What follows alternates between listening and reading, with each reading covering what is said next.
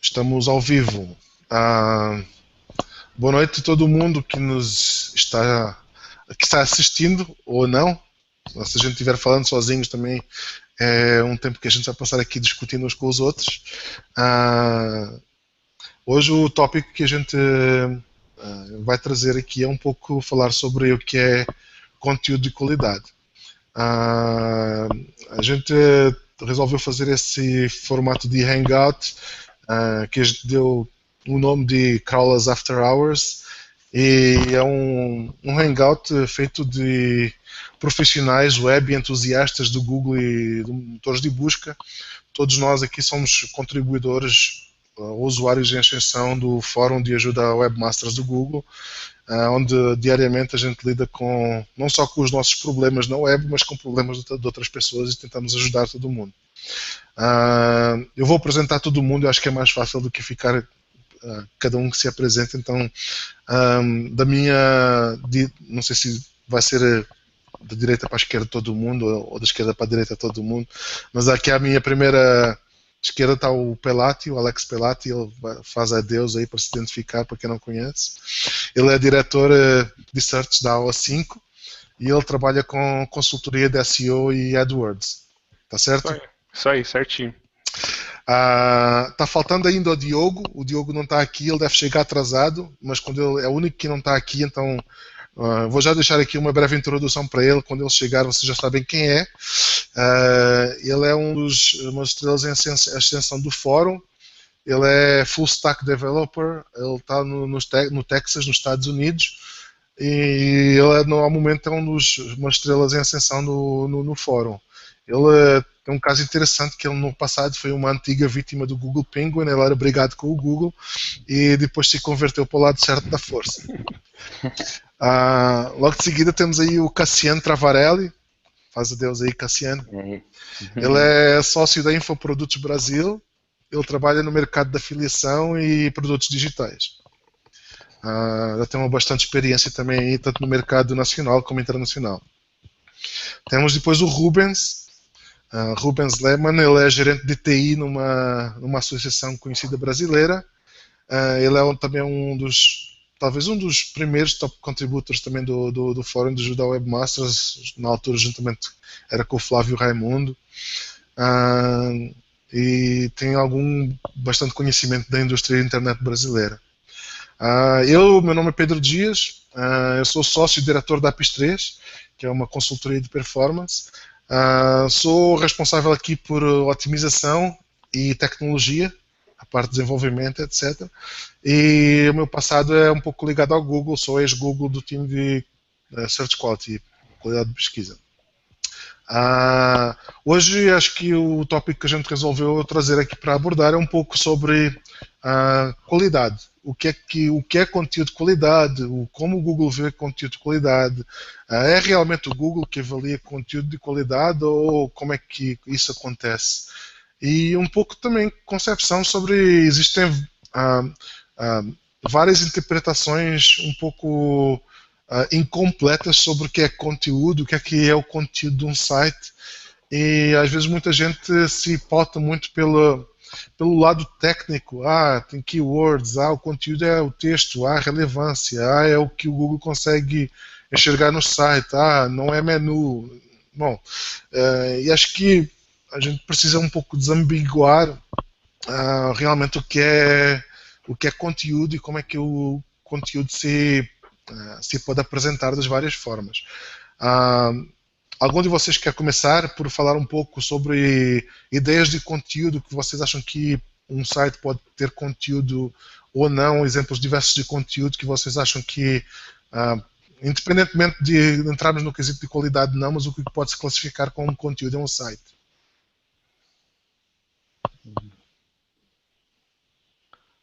Bom, eu acho que assim, como lição para todo mundo que quer saber o que é conteúdo de qualidade, procurar na web, entrar lá até no blog de Webmasters do Google e ler o documento que é direcionado para os avaliadores, os haters do Google, para falar se aquela SERP, aqueles resultados de pesquisa que o Google está exibindo é útil ou não, no qual ele tem lá uma série de informações para esses avaliadores dizerem se o conteúdo ele é útil ou não, se ele está encontrando conteúdo de forma clara ou não. Então, aquele é o manual que eu acabo seguindo para determinar primordialmente se um conteúdo é de qualidade ou não.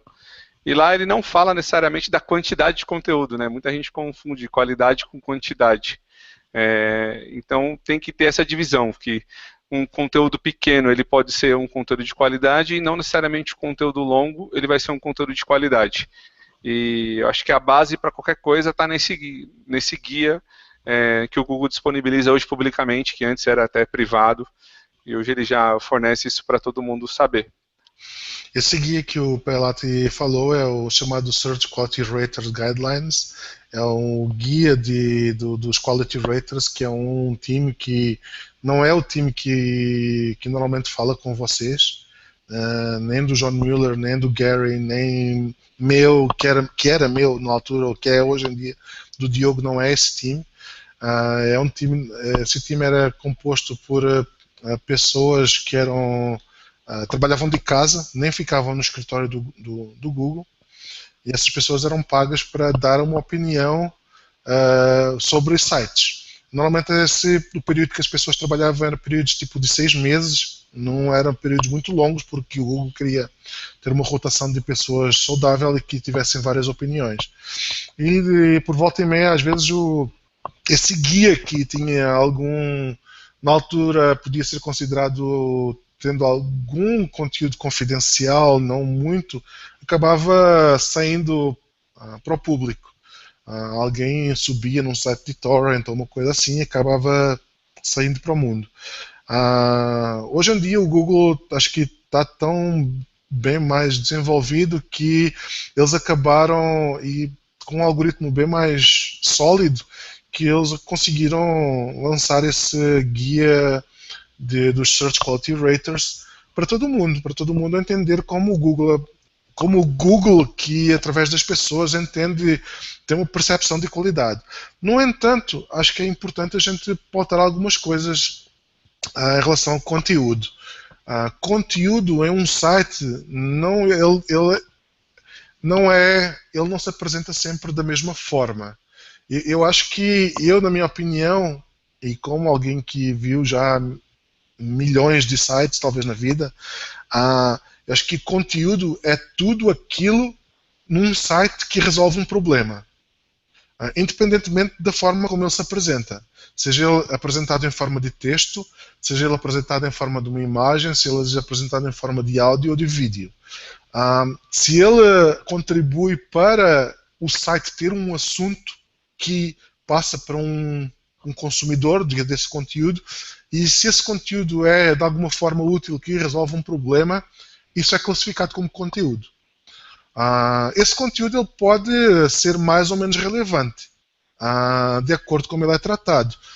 Então, obviamente, um conteúdo em vídeo que seja pouco otimizado, ou um conteúdo mas maioritariamente ou imagens, ou dentro de uma animação flash, ele vai ter muito menos relevância para uma máquina, que é os motores de busca, do que um conteúdo em texto. Então isso tudo para dizer que conteúdo não é somente o que você escreve, não é meta description, não é o texto de 3.000 caracteres que você coloca lá no seu site e que tem que ter keyword density ou densidade de palavras-chave de não sei o quê. Isso não classifica necessariamente como conteúdo. Isso é um lado técnico de uma coisa que pode ser conteúdo. Então, acho que a melhor definição e a minha definição de conteúdo é tudo aquilo que é apresentado num site que tem alguma utilidade e que resolve um problema, independentemente do formato que ele adota. Alguém quer complementar antes de eu avançar mais na matéria aí? Eu queria falar assim que as pessoas a gente ainda continua vendo o pessoal falando, o conteúdo de qualidade é só aquele conteúdo que acha que é somente o texto, e é o texto grande, é entregar aquele texto com não sei quantas palavras, que aquilo vai ser o conteúdo de qualidade. E o conteúdo, na verdade, é o que você está falando, na verdade é a informação que resolveu um problema de alguém. Então, por exemplo, você pega até num site, as pessoas veem aqueles sites, por exemplo, site imóveis, mas o que eu vou colocar de conteúdo? O que é o conteúdo da minha página se eu só tenho, por exemplo, uma exibição de imóveis? Você consegue mostrar o conteúdo ser de qualidade com a mesma tipo de exibição que você tem, por exemplo, de imóveis. Basta as informações que você colocar em cada imóvel, ou uma informação que você colocar adicional, tudo que você agregar, que o usuário caiu naquela página, ele consegue ver todas aquelas informações de maneira clara, aquilo é um conteúdo de qualidade. Quando ele procurou, ele encontrou algo que realmente atendeu ele. Diferente de você cair num site, por exemplo, que tem às vezes os mesmos imóveis, e você cai na página, mas a página não tem, de repente, algum tipo de ferramenta, uma maneira fácil de mexer com aquilo, ou ela exibe de maneira que é difícil de você conseguir separar um imóvel do outro, você não consegue aquilo. Então, aquele conteúdo já acaba, quer dizer, dificulta o usuário a entender aquilo que ele está procurando.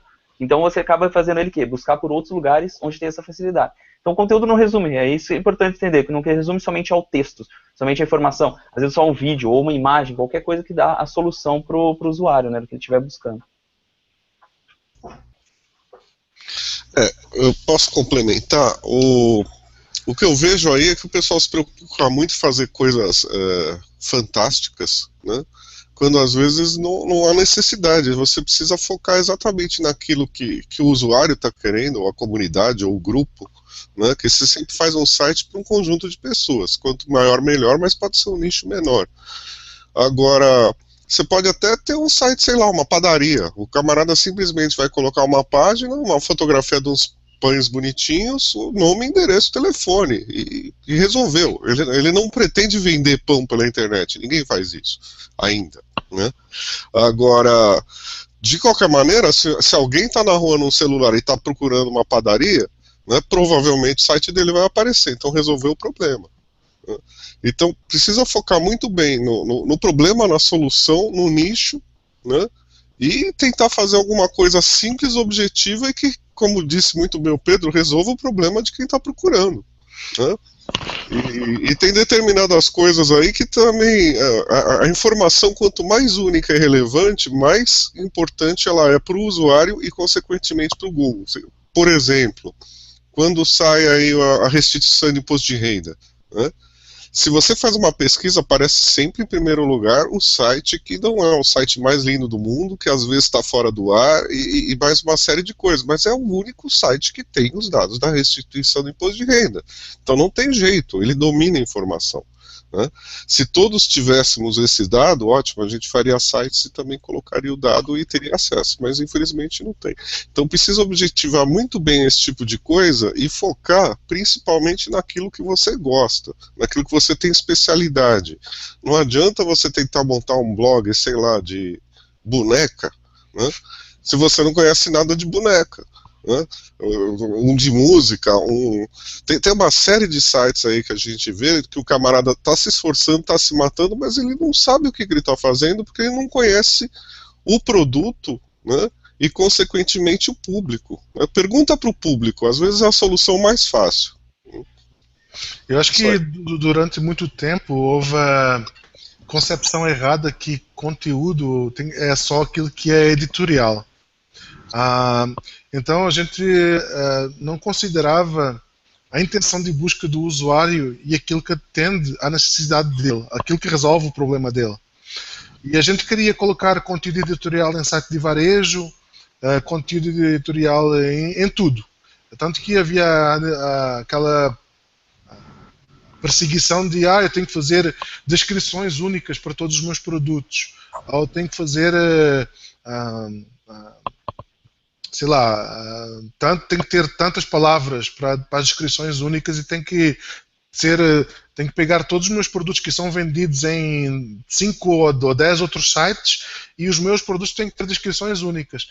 Cara, talvez isso seja algo que você vai fazer quando já não tem mais nada que fazer. Eu acho que não, ou colocar tipo, sei lá, 5 parágrafos de conteúdo num site de varejo, não é aquilo que a pessoa quer. Então, acho que conteúdo é aquilo que atende à necessidade do usuário no momento da pesquisa. Se você tem um site de varejo, você tem que trabalhar as diferentes áreas do site, que, por exemplo, o site certamente vai ter categorias, subcategorias, filtros, etc.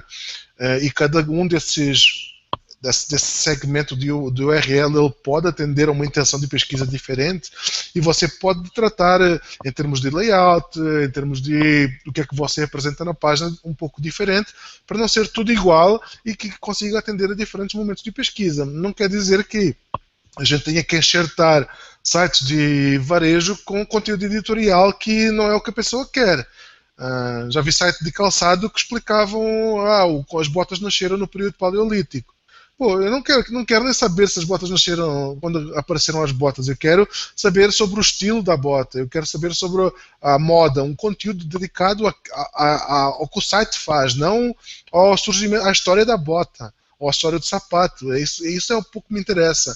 Só que muita gente acha que isso é o que vai colocar keywords no conteúdo para poder ranquear.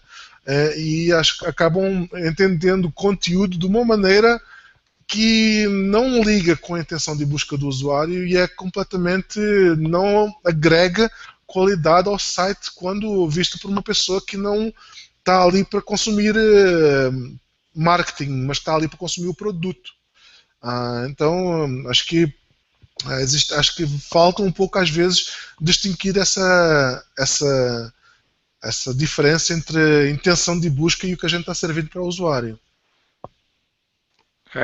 O que eu penso um pouco sobre conteúdo, até vou um pouco mais além, que eu não vejo somente aquilo que serve para resolver um problema no usuário, mas tudo aquilo que é exibido numa página é considerado conteúdo pelo Google. Então, e esse conteúdo, muitas vezes, ele pode ser um conteúdo ruim, que esteja atrapalhando a experiência do usuário, e aí ele não ser considerado de qualidade, não por causa da informação que ele apresenta a respeito daquele na informação principal, mas pela dificuldade de acesso a esse conteúdo pelo usuário, por banners que estão lá, por ele estar numa área de visão que não é a prioritária para o usuário, ele vê outras informações ao invés de ver primeiro aquela informação que ele deseja.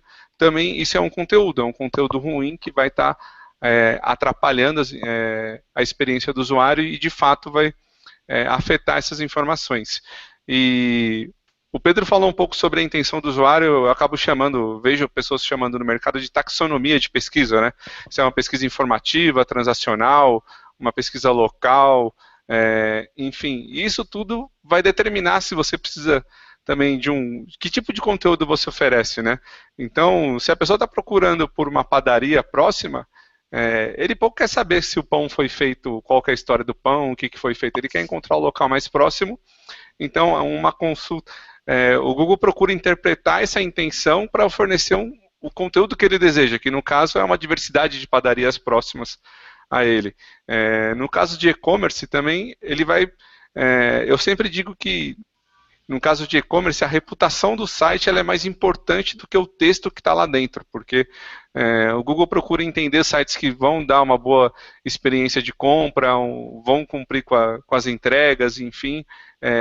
Ele procura saber quais são os sites que são mais importantes dentro daquela região, que as pessoas estão falando bem para exibir ele na busca, porque justamente isso, a pessoa que está comprando alguma coisa, uma televisão, um monitor, enfim, ou mesmo um móvel, ela quer encontrar um site que entrega esse produto para ela e não se ele está falando exatamente do produto, qual que é a composição do material dele, enfim.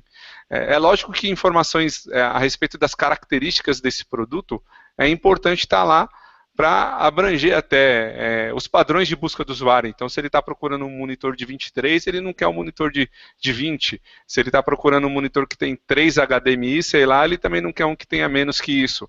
Então, são informações importantes, mas que não representam uma quantidade de texto grande que vai determinar o posicionamento ou não.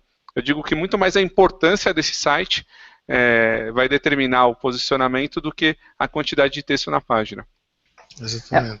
Os exemplos que vocês falaram, assim, do conteúdo dentro, por exemplo, do e-commerce, também acho que acaba não sendo relevante para a página, mas existem também alguns tipos de conteúdo para se trabalhar, por exemplo, até em páginas que a intenção do usuário é a compra, como e-commerce. Existe maneira de trabalhar um conteúdo bom também ali dentro, no caso de... Eu já vi sites trabalhando que colocam, por exemplo, dúvidas comuns relacionadas aqui. Então, por exemplo, tem um produto, eu já vi sites que escreve aquele monte de textos para tentar falar, igual você falou, vai entrar na volta, na bota foi criada desse jeito. Mas não, tem gente, qual a diferença da bota desse tipo para esse tipo? Coisas comuns que você consegue buscando, você consegue descobrir que é buscas que quem está procurando para comprar aquela hora vai ter aquela dúvida. Então, às vezes você consegue responder na sua própria página algumas coisas básicas que ajudam a ter mais qualidade na sua página, que às vezes o usuário não precisa sair no Google para fazer uma nova consulta. Ele quer comprar tal bota lá, mas ele não sabe se essa bota ela pode ser lavada na água, se ela pode ser lavada de qualquer modo.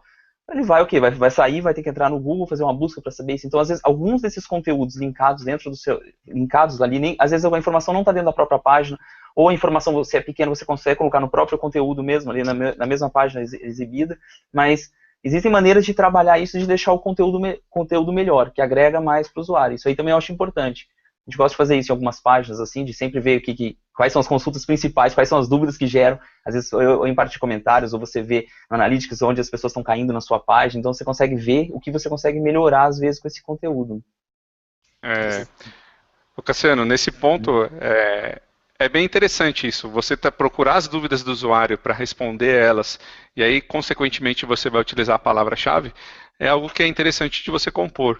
E até falando de calçado, essas coisas que o Pedro falou, que fala da história do período paleolítico, eu fui pesquisar, porque eu tenho um plano de ir para um local de neve, daí eu queria procurar bota impermeável. Procura site que você vai saber se a bota é impermeável ou não. Você não encontra esse tipo de informação na maioria dos sites, cara. Eles têm lá de tudo de informação inútil, mas para falar quais são as botas impermeáveis ou que são adequadas para isso, não tem. E é justamente essa questão, se a pessoa tivesse acompanhando essas informações, enfim, apresentasse, é muito mais útil do que falar a origem da bota no e-commerce, por exemplo. Aí tem um monte de gente depois que eu faço conteúdo para o site, aí chega lá, arranja um tópico qualquer desconectado do que o site se propõe a vender e da intenção de busca que o usuário vai ter quando ele vai cair naquela página.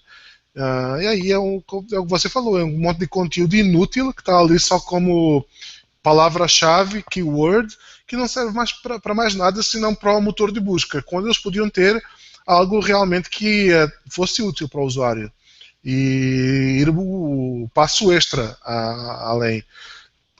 Diogo, você chegou agora há pouco tempo, que você quer comentar alguma coisa? E aí, pessoal, boa noite, tudo bom? Tudo bom? Beleza. Então, um exemplo prático do que o Cassiano estava falando, aqui se você entrar no walmart.com, eles fazem esse esquema aí de pergunta e resposta, é bastante interessante. E junto também nos comentários de quem comprou a avaliação, acaba tirando a foto do produto, né, enviando. Isso aí é legal para você ter noção, por exemplo, do tamanho real, como vai ficar, por exemplo, no caso de um móvel, entendeu? Eu acho que agrega bastante. Também, no caso, se a loja puder estar fazendo vídeo, né? Junto ela vai alimentando um canal do YouTube e colocando as reviews do produto ali, a página de produto da própria loja, eu acho que é interessante. Certo.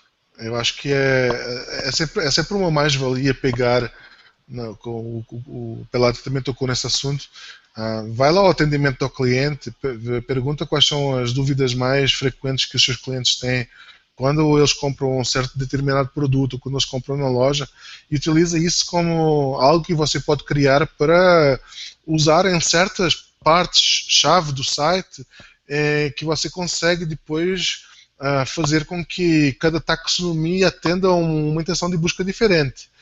Nem todas as taxonomias do site têm que ser uma listagem de produtos, senão você está desperdiçando potencial.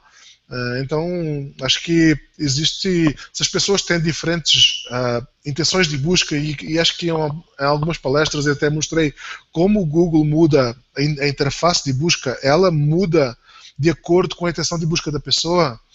Se a gente quer um local, o Google apresenta um mapa. Se a gente quer discografia de alguma coisa, o Google apresenta lá um carrossel com imagens dos discos. Se a gente quer uma biografia de um autor, aparece o painel do conhecimento, etc. Se o Google muda a interface de busca, por que o seu site não muda de acordo com a intenção de busca da pessoa? Por que você apresenta sempre a mesma coisa? Se é sempre uma listagem de produtos, já uma categoria maior é uma listagem de produtos e uma categoria mais afunilada é também uma listagem de produtos. Por que isso não muda esse paradigma? E a gente utiliza isso como maneira de conseguir atender às diversas intenções de busca dos usuários.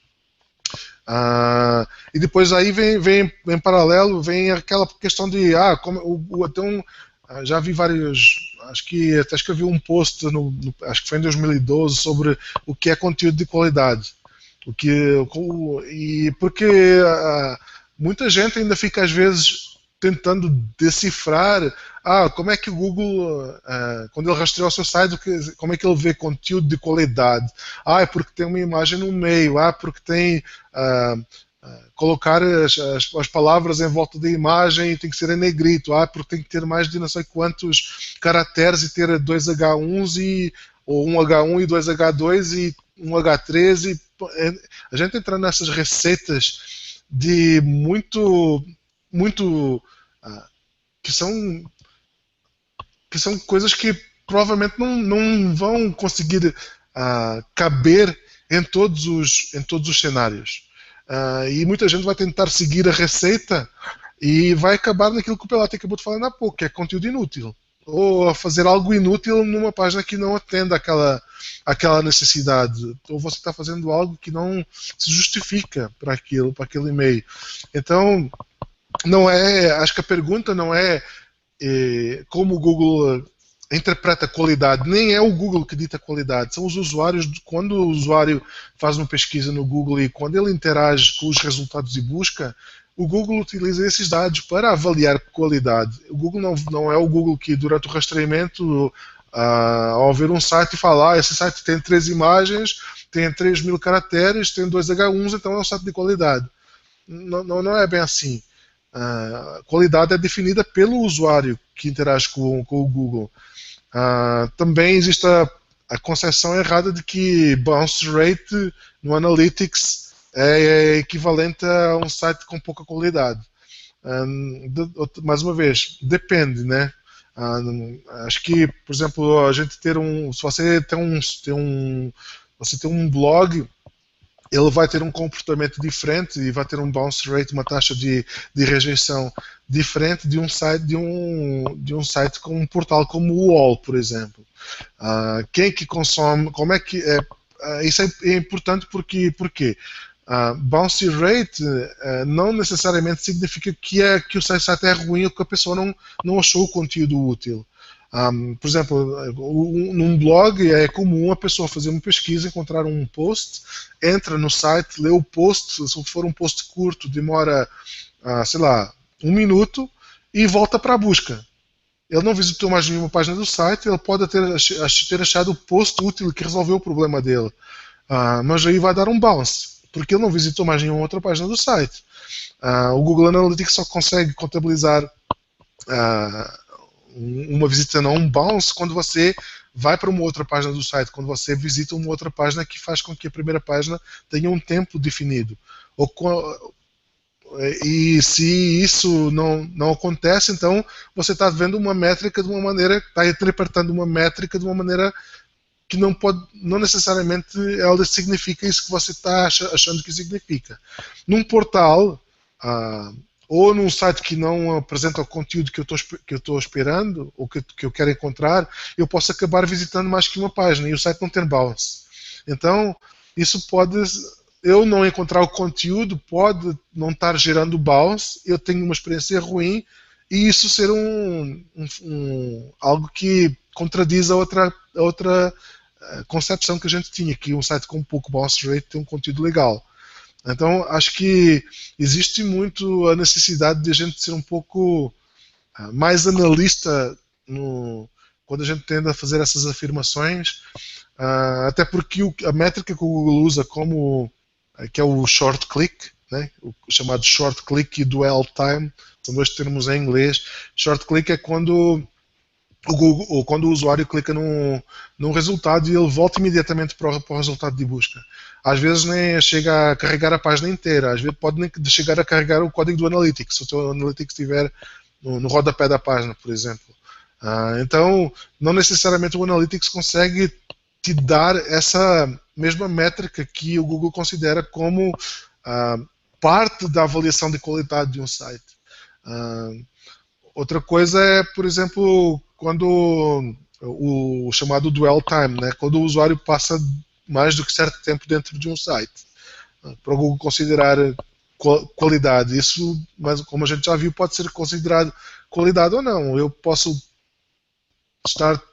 entrar num site e ficar procurando entrar por um resultado que era mais ou menos aquilo que eu queria, mas não encontrei a informação, aí eu visito outras páginas e não encontrei a informação que eu queria. Eu passei algum tempo dentro do site, o seu Analytics não vai encontrar como um bounce, mas eu tive uma experiência ruim porque não encontrei aquilo que eu queria. Então, qualidade não é definida por coisas técnicas que você às vezes pode medir. Qualidade é uma opinião, tá? E é uma opinião que ela vai variar do usuário para usuário.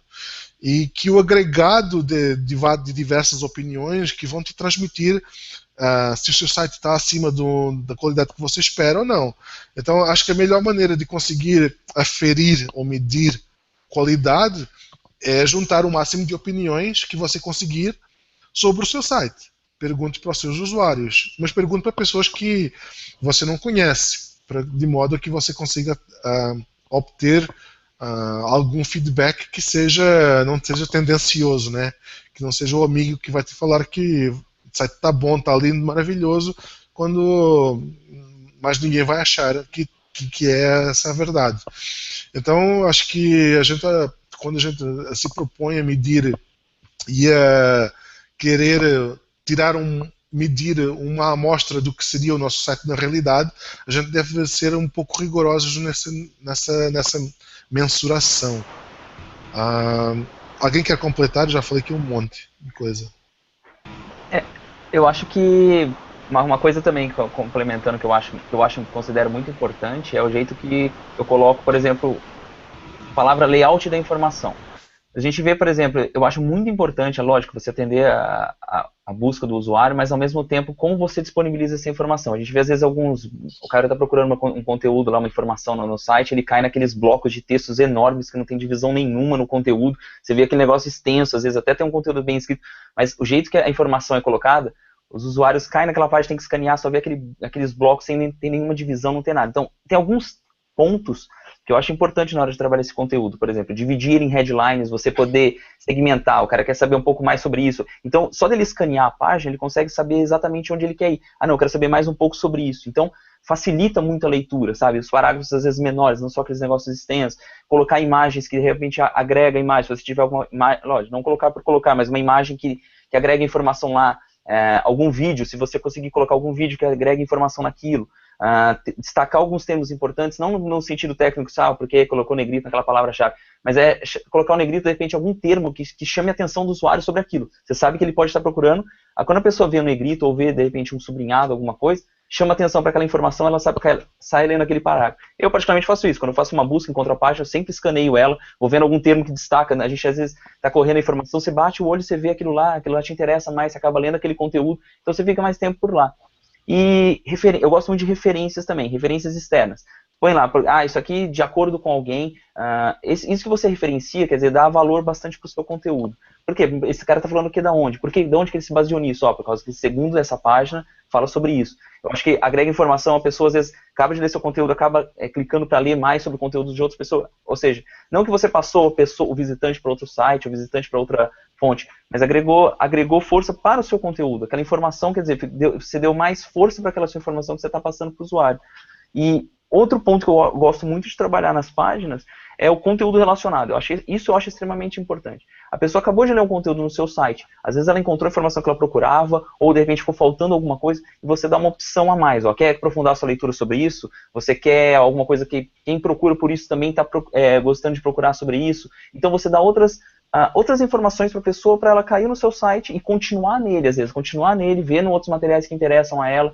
Então você desperta o interesse nela, depois que você entregou o que ela queria, você consegue manter o interesse dela no seu site. Isso eu acho uma coisa importante. Então são alguns pontos assim que às vezes dá para trabalhar também dentro da página, assim, para ajudar ela a ficar com uma melhor reputação. Né? Pois é. Pilates, você queria comentar alguma coisa? Sim, o que eu acho que é importante nós termos em mente também é não pensar, só preciso fazer o conteúdo e pronto, acabou. Toda a experiência do site, ela é de forma geral importante. É aquilo que a gente fala, um conteúdo ele pode ter uma qualidade, mas ele está num site em Flash, que ele também não é acessível ao Google, daí não adianta de nada. Então nós temos que pensar na parte técnica para deixar ele acessível, ele ser rastreável pelo Google e que tenha os elementos técnicos para que ele atribua de forma correta os principais assuntos. Então, uma otimização de título é importante, mas ela não vai ser ela que vai dar a qualidade para o conteúdo, né, em si. E o outro ponto também que tem que fechar a conta é a respeito da autoridade do site. O site está oferecendo uma informação, ele pode ser uma informação perfeita, mas quando você vê esse site, ele realmente é uma informação fiel daquilo, a gente pode confiar. Acho que ficou no mudo para mim. Perdão, bati aqui sem querer. Você pode confiar no... Você falou aí. Então, se você pode confiar na informação daquele site, por mais que ela esteja correta. Se você está lendo uma informação de futebol no site da Xuxa, faz sentido, de Fórmula 1 no site da Xuxa? Então, tem que ter... o Google está utilizando os aspectos para determinar a autoridade do site para determinado nicho, e isso também vai determinar a qualidade do conteúdo. Não basta ser qualquer pessoa falando sobre um assunto, que se não tiver os elementos que o Google entende, outros sites recomendando que seja do mesmo nicho, esse site, dificilmente ele vai posicionar, por mais que o conteúdo não esteja incorreto, por mais que o conteúdo esteja bom do ponto de vista técnico, né? Exato, então acho que muitas vezes o que peca é que existe a concepção errada que a pessoa a gente está lançando hoje um negócio, está lançando hoje um site e já quer que a gente seja a referência de mercado para o assunto que a gente se propõe a abordar. Isso é uma coisa que leva tempo a ser construída. A autoridade é uma coisa que, ao contrário, a relevância é aquilo que você escreve sobre você, a autoridade é o que as outras pessoas falam sobre você. Relevância é muito fácil a gente controlar porque é o que a gente escreve sobre a gente, que está no nosso site. A autoridade é uma coisa que você constrói, e constrói através da sua exposição contínua aos olhos de quem procura sobre o assunto. E não necessariamente, às vezes, para você aparecer organicamente bem classificado, você tem que fazer um esforço indireto de aparecer aos olhos das pessoas. Seja através de social, seja através de publicidade de links patrocinados, seja através do que for. Você tem que se promover. As pessoas têm que saber que você existe para, assim, depois elas procurarem por você. A reputação não vai cair do céu no seu colo e você já fica ranqueando primeiro no Google para os termos que você quer atacar. A não ser que você esteja começando algo que não existe e que você é o único provedor desse serviço. Aí tudo bem. Só que normalmente não é assim. A gente entra para competir, a gente entra para brigar. E para brigar você tem que passar a autoridade de quem já está brigando lá há mais tempo. Então isso é uma coisa que se constrói com o tempo e batalhando na qualidade, e é uma coisa que não vem a curto prazo, é uma coisa que constrói bastante tempo. E depois aí a gente entra por outros mundos de link, que a gente bem sabe. Tem aqui uma pergunta que eu vou dar aqui, assim, um break com uma pergunta que a gente tem aqui da Bruna Marinelli. Ela fala o seguinte: o meu negócio é um marketplace, conectamos clientes com cabeleireiros. Por enquanto, no nosso blog, focamos em conteúdo para o cliente final, mas em breve começaremos a desenvolver conteúdo para cabeleireiros. Como fazer em termos de canal? Blogs separados? Alguém quer dar um conselho à Bruna aí? Eu acho que, Bruna, pergunta para esse pessoal o que eles prefeririam, mas isso está me tirando um canal no YouTube com algo mais. Que normalmente esse nicho que é mais visual. Não adianta você escrever um artigo de como fazer, sei lá, um penteado ou coisa parecida. Isso é muito difícil. Tá? Não vai dar certo. Agora um vídeo é muito mais fácil.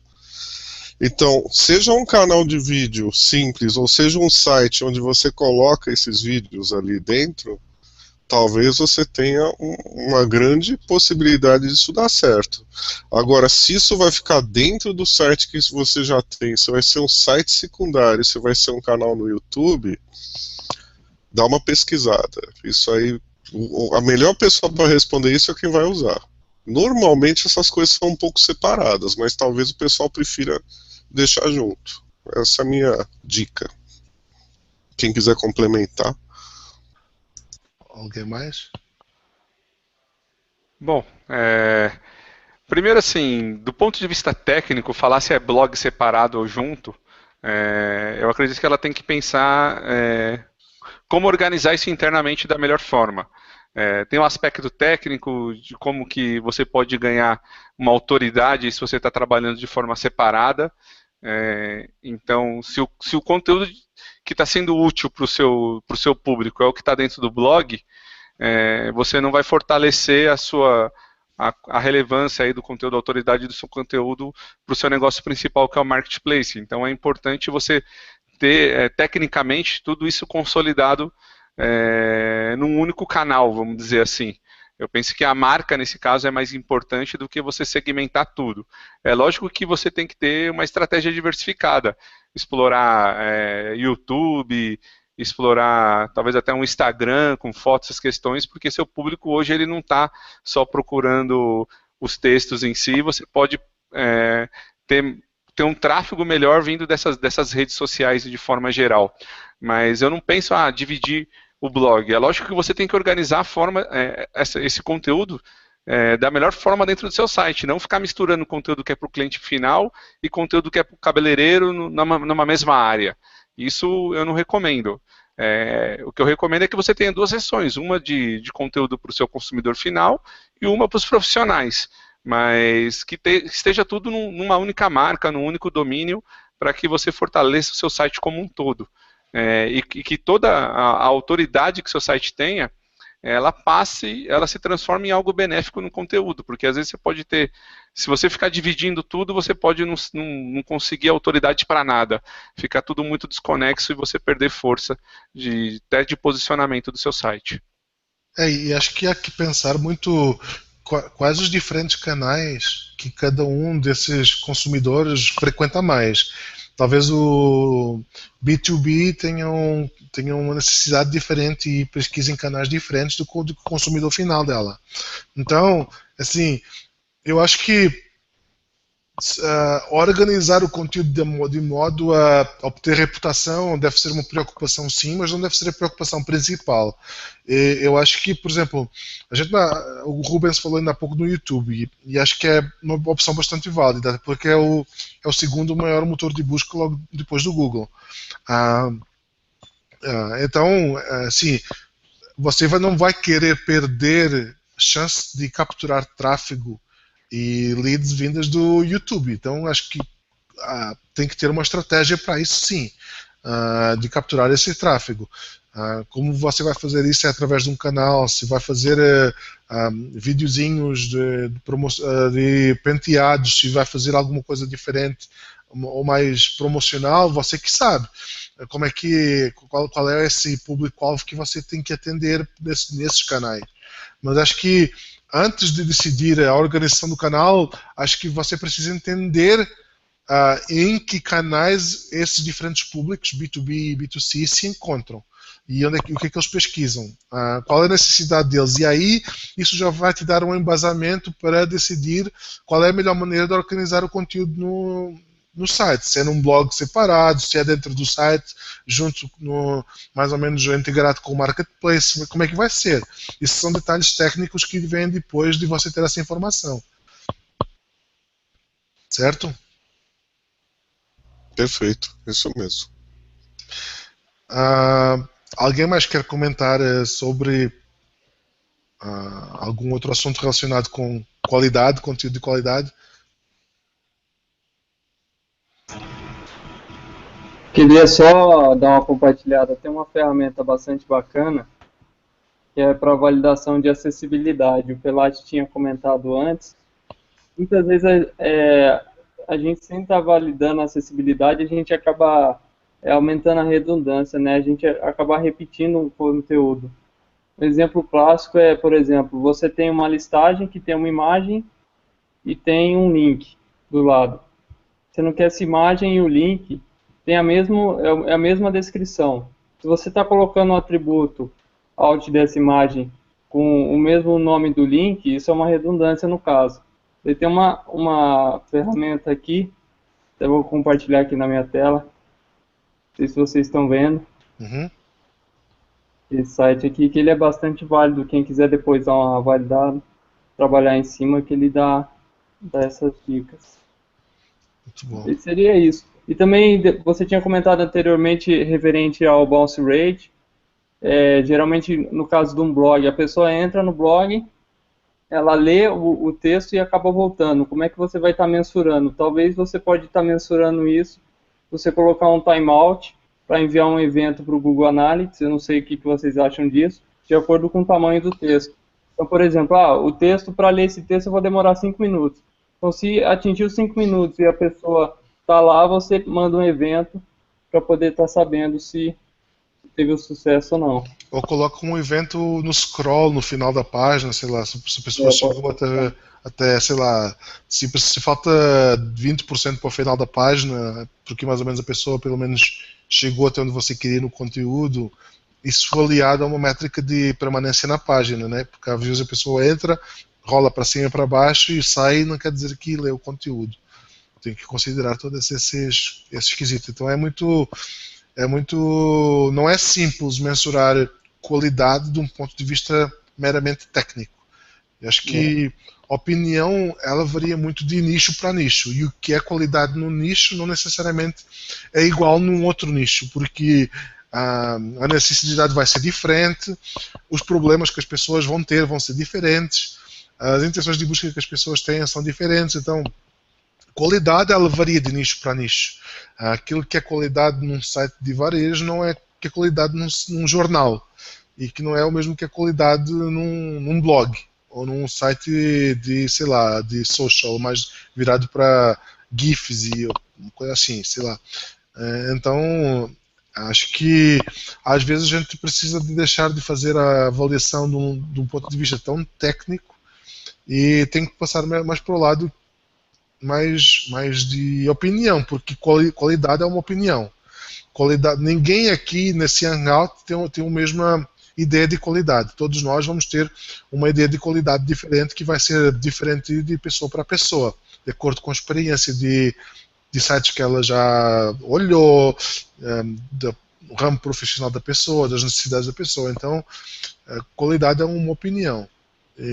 Acho que isso é o main takeaway, é o principal fator que a gente deve ter em mente quando a gente quer produzir algo de qualidade. É, acima de tudo, entender quem vai ser o consumidor, como é que ele vai consumir esse conteúdo. Que às vezes, isso na maioria dos casos que eu vejo, isso não deixa de ser feito. E até às vezes aqui dos clientes que chegam aqui na empresa e querem pedir algo, vocês produzem conteúdo, e quando a gente começa a explicar a maneira como a gente produz conteúdo, ela já vem, mas isso dá um trabalho enorme. Claro que dá, né? Não é essa maneira que a gente agora fechou um pacote de 50 artigos por mês com você e a gente vai começar a cuspir agora aqui conteúdo, né? Dessa maneira que vai ser só texto para distribuir para onde você quer. Isso não é conteúdo. É conteúdo, mas não é o conteúdo que deveria ser quando você se propõe a trabalhar conteúdo que fala por uma marca ou que atende um usuário. Pedro, aproveitando que a gente está falando de conteúdo de qualidade, só fazer um levantamento aqui sobre uma dúvida que eu vejo bastante, às vezes as pessoas perguntando. O que é conteúdo de qualidade quando a gente está falando, por exemplo, de sites que falam de letras de músicas ou que falam de frases comuns, né, poemas ou frases de amor, frases não sei o que são domínios públicos gerais, assim, o que seria, na verdade, o conteúdo de qualidade para isso? A gente vê muita gente que, meu site estava lá, caiu, o concorrente copiou exatamente o meu, mas o dele já era copiado, entendeu? Então, o que é o conteúdo, na verdade, de qualidade entre esses sites? Assim? Excelente pergunta, ainda bem que você me lembrou desse tópico. Então, esse conteúdo que o Google considera como... Isso é chamado no Google como No Central Authority, ou seja, conteúdo sem autoridade centralizada. Porque não existe um dono desse conteúdo. Quem é o dono da letra da música? É quem compôs a música, quem fez a música. Seria a única pessoa capaz de reivindicar a autoridade por ser o detentor desse conteúdo. Mas normalmente isso não acontece, e temos letras de música, coisa assim, é sempre uma coisa que é meio ambígua de considerar qualidade. Então, acho que a premissa é sempre considerar o seguinte: quanto menos único for o seu conteúdo, mais esforço você tem que fazer de um lado qualitativo para conseguir que o seu site fique de bons termos no Google. E o mesmo acontece para monetização, né? A maioria das pessoas quer ter um site e quer monetizar o conteúdo. Se esse conteúdo não é seu, para você monetizar esse conteúdo, você tem que vai fazer um esforço extra de ter algo que seja legítimo de você monetizar. Porque, do ponto de vista de distribuição e de autoridade de o Google apresentar conteúdo, o Google vai querer apresentar o site que for mais autoritário, que for mais da qualidade, que entregar a melhor experiência para o usuário. E se todo mundo sair fazendo site de música com AdSense ou com outro tipo de monetização qualquer, o Google vai preferir aquele site que tem mais reputação, aquele site que entrega uma melhor experiência ao usuário, aquele site que está há mais tempo no mercado, aquele site, sei lá. Então, existe um monte de coisas a considerar aí que não é só fazer mais do mesmo. Você pode fazer mais do mesmo, sim, mas você tem que adicionar algo único e útil para quem está consumindo esse conteúdo. E quem fala de letras de música fala de agregadores de conteúdo, fala de todos esses sites que pegam em conteúdo que não lhes pertence ou que não foi criado por você e que você apenas redistribui isso. Você pode fazer isso, tem que arranjar uma maneira elegante de fazer isso e dar a sua contribuição. Eu diria até mais, precisa ter um diferencial, né? Então, além do básico, quer dizer, aquela história, vamos fazer um site bonito, com uma bela navegabilidade, uma estrutura simples, rápido, que funcione em mobile, quer dizer, todas essas pequenas diferençazinhas para você ficar um pouco melhor que os outros, que às vezes não tem tudo isso, vão te ajudar.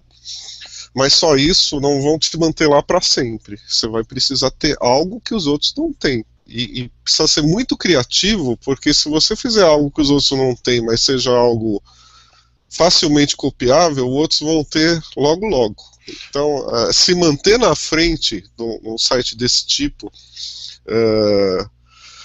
é complicado, porque precisa correr com tudo que você possa correr e ter realmente algo melhor, diferenciado. Para você ter sucesso num site, você precisa viciar teu usuário. Viciar o usuário com algo que tem em qualquer lugar é difícil, né?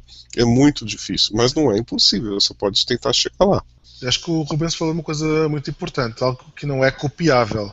E assim, diferença técnica, coisa técnica, é copiável. Você pode ir lá copiar todas as coisas técnicas que o cara está fazendo no site. O cara tem rich snippets, eu também vou colocar. Ele tem estruturou URLs assim e assim, também vou fazer. Ele colocou links aqui e link ali, também vou fazer a minha linkagem interna como ele tem. A única coisa que não é copiável é exatamente essa preferência, o cara ser viciado, o cara preferir aquele site. E isso vai muito de encontro ao nível de criatividade que quem cria conteúdo consegue ter. Porque a única coisa que eu não vou conseguir copiar do Cassiano ou do Pelati vai ser a criatividade deles. Eles vão ter um nível de criatividade que eu nunca vou conseguir copiar de uma maneira igual, porque eles têm, é o mesmo que um diferencial de negócio, uma estratégia de negócio. Que você tem que pensar, você não pode ir para querer fazer um negócio sem ter uma estratégia. O mesmo se aplica a um site. Você não pode ir querer brigar com um site sem ter uma estratégia de negócio e uma estratégia de diferenciação de conteúdo que você vai entregar. Só o técnico não vai ser suficiente. Ajuda, sim, mas não é suficiente. Porque é copiável. Então, isso se aplica tanto, que eu já falei, sites, tudo que é sites de receitas, sites de letras de música, tudo aquilo que é que não tem uma autoridade central, em que você não é normalmente o único distribuidor desse conteúdo. Uma outra coisa que eu acho que precisa considerar também é que às vezes qualidade é algo relativo. Se a gente for imaginar o site de calçados aí que foi falado, que o Pedro encontrou a história do calçado e o Pelati estava procurando por uma bota impermeável, né? Poderia talvez até ser o mesmo site, né? E de repente eu me interesso por histórico de sapato e para mim é um site que me agrada, né? Então olha que interessante, para o mesmo site que talvez tenha uma bota com um histórico, só que não disse se ela é impermeável ou não atendeu ao Pelati, o Pedro não gostou e eu achei interessante. Então veja bem que coisa mais estranha. Estamos vendo exatamente a mesma solução por 3 olhos diferentes. Agora, o dono do site queria atingir quem? O público Pedro, o público Rubens ou o público Pelati? Né? É isso que ele precisa decidir, porque você pode fazer um site sobre qualquer tipo de conteúdo repetido, mas muito específico. Isso é algo especializado. Você pode, por exemplo, aqui eu estou vendo um camarada perguntando de receita, né, ou de religião. Né? De repente faz um sobre budismo, que tem bem menos do que os outros, não sei. Né? Ou faz a sua própria religião com uma orientação diferente daquelas que são mais usuais. É um diferencial. Outro que está falando de receita, não sei, de repente receita diet, de repente receita pratos judeus, né? Tem muitos sites sobre isso? Talvez não, mas esse público interessa? Não sei. Quem quer fazer um site, primeiro precisa pensar nisso. Se você é especializado em receita, em religião ou num determinado nicho, veja se esse nicho é aquele que você realmente quer trabalhar e vai em frente. Porque, voltando ao primeiro exemplo, o site de bota me agradou, mas não agradou os outros dois. Então, qualidade também pode ser relativo. Cuidado com isso. Qualidade é sempre relativo, não pode ser. Qualidade é sempre relativo, porque cada um vai ter uma opinião de qualidade diferente do outro. Não existem 2 pessoas com o mesmo critério de qualidade no mundo. As pessoas vão ter critérios de qualidade diferentes. Então, eu acho que vai depender sim da pessoa, mas vai depender também do que o negócio se propõe. Eu acho que, para a maioria dos sites de calçado, não atenderia ter a história do calçado lá.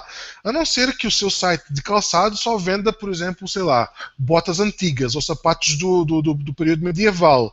Talvez aí justifique ter um conteúdo nesse âmbito, que fala um pouco sobre a história do calçado. Porque aí quem vai comprar vai se interessar mais sobre a história daquele sapato ou da bota, ou do que é que seja, do que comprar um sapato para sair na rua ou para ir na balada. Então eu acho que tem que jogar sim com a intenção de busca do usuário, mas também com qual é a proposição de valor do site. O que é que o site realmente quer vender. Porque num caso eu quero vender sapato para ir na balada, no outro caso eu quero vender um valor intrínseco de uma bota antiga.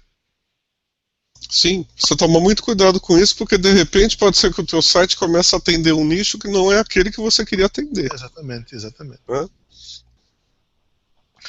E com isso estamos chegando no final, 8h30. Alguém quer completar mais alguma coisa para a gente encerrar por hoje aqui?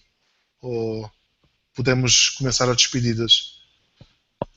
A parte era isso mesmo, só tinha esse ponto que eu tinha anotado aí do conteúdo que não tinha o dono. Uhum. E é isso aí.